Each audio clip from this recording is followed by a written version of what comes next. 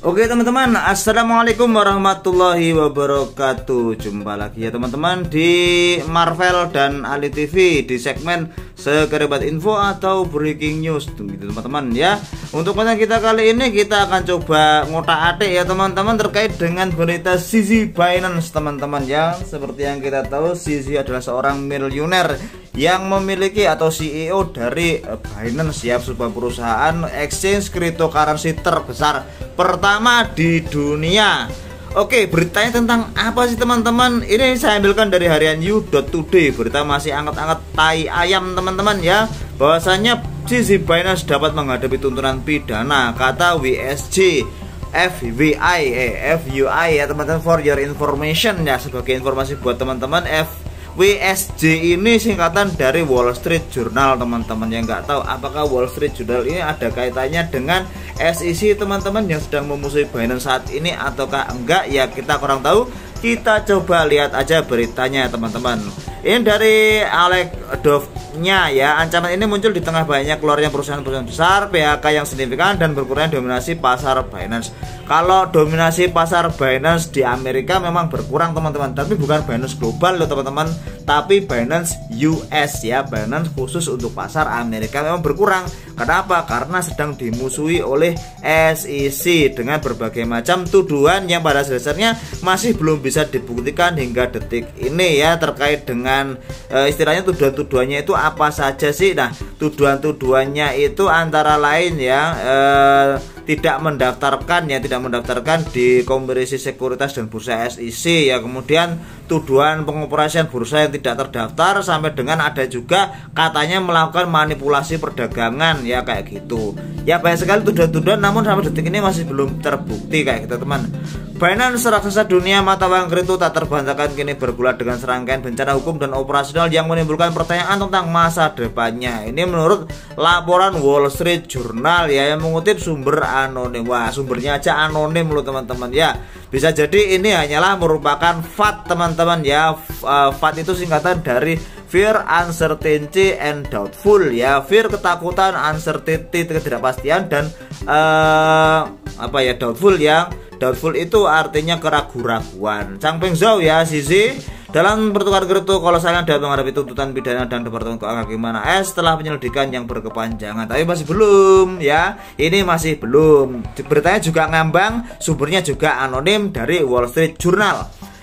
Mengabaikan kesengsaraan Binance pada jatuhnya FTX, Binance sampai tidak ditakdirkan untuk mewarisi dunia kripto, tetapi keadaannya telah berubah kurang dari setahun kemudian. Perusahaan sedang mengalami perombakan besar dengan lebih dari selusin eksekutif senior mengundurkan diri, dan PHK secara signifikan sedang dilakukan untuk mengurangi biaya. Ya, mau gimana lagi teman-teman? Ya, ini bukan Binance global ya, tapi Binance US. Memang terjadi bencana akibat ulahnya SEC ya, dengan banyaknya tuduhan yang dilontarkan kepada Binance ya. Ya kayak gitu teman-teman, tergantung siapa pemimpinnya SEC teman-teman ya.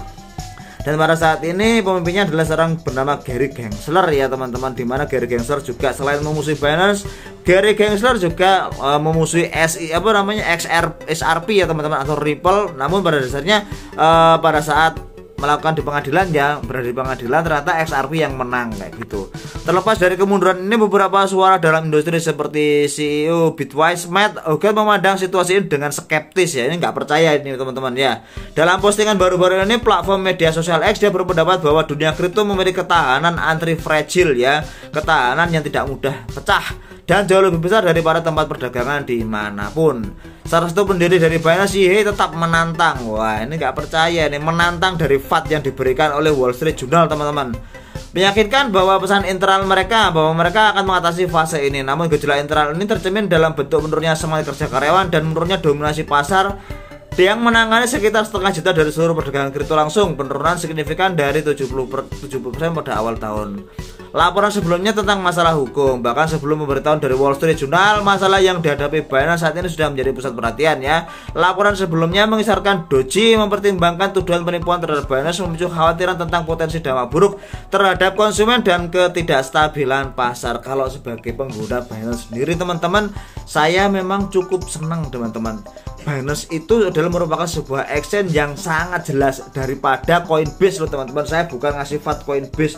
Coinbase itu nggak ada teman-teman, nggak ada penjelasan tiba-tiba misalkan Coinbase sama Coinbase Wallet tiba-tiba dipisah. Lah, saya yang punya sedikit Ethereum otomatis harus membayar biaya untuk memindahkan hanya dari Coinbase ke Coinbase Wallet.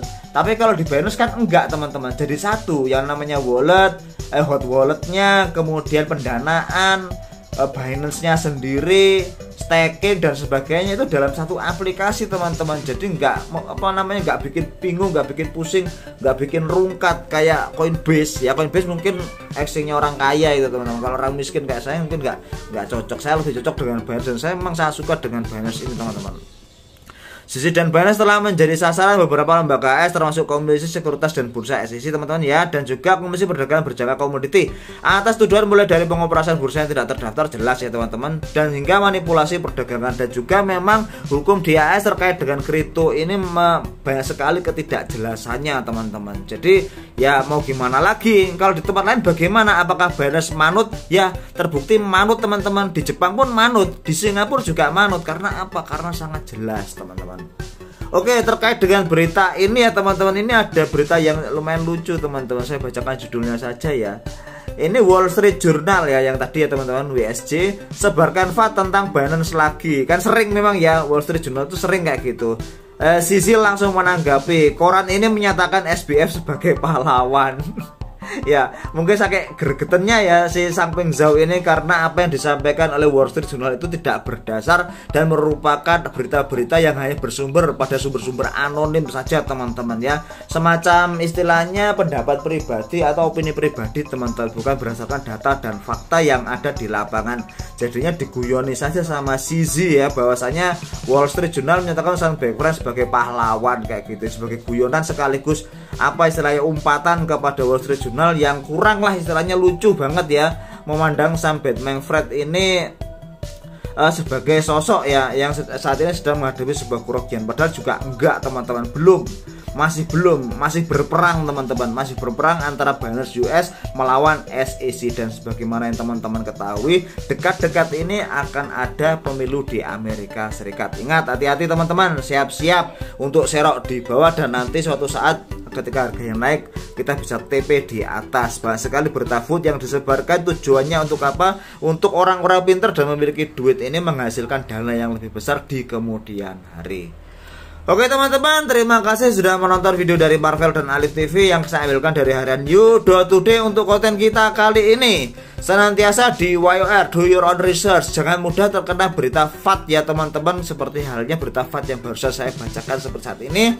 Juga senantiasa untuk membaca banyak berita atau mendengarkan lah kayak gitu, teman-teman, sebagaimana konten saya buat di sini ya, untuk memperkaya wawasan kita supaya kita bisa juga lebih waspada ya teman-teman dalam menghadapi gejolak yang ada di dunia kripto. Tidak mudah terkena FAT dan juga tidak mudah menerima berita yang FOMO kayak gitu, fear of missing out kayak gitu. Supaya apa tujuannya? Ya supaya kita tidak merugi dan supaya cuan di kemudian hari. Oke teman-teman, terima kasih. Jika teman-teman suka silahkan berikan like, komen, dan subscribe-nya. Dan saya akhiri, wassalamualaikum warahmatullahi wabarakatuh.